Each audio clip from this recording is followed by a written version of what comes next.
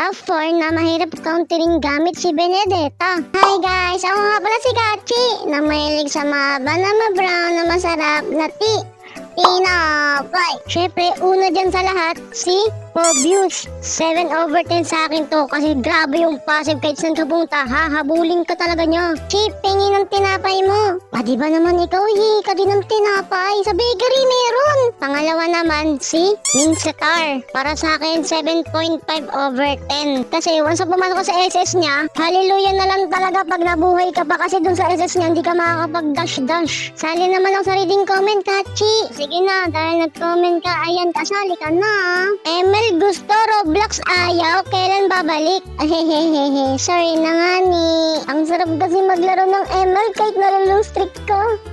Mga dark system. At ang pangatlo naman ay si Obsidia. Para sa akin naman 7.3/10. Pag ikaw natamaan ng ultimate nito, mapapatiktok ka na lang talaga kasi hindi ka rin makakapag-dash dito eh. Nag-follow na po ako. Thank you sa nag-follow dyan, Alibaba fan. Thank you so much. Hi po, Ate Kachi. Sana mapansin po. Hello sa'yo, Gon. Sa wakas, walang relapse. Ito pang-apat. 10/10. Hindi talaga makaka-counter to.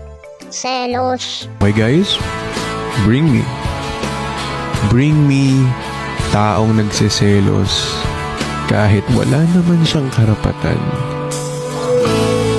May gusto ka bang sabihin? Nasan yun? Mapakali Labas na dyan, nasan ka na? Makatingin sa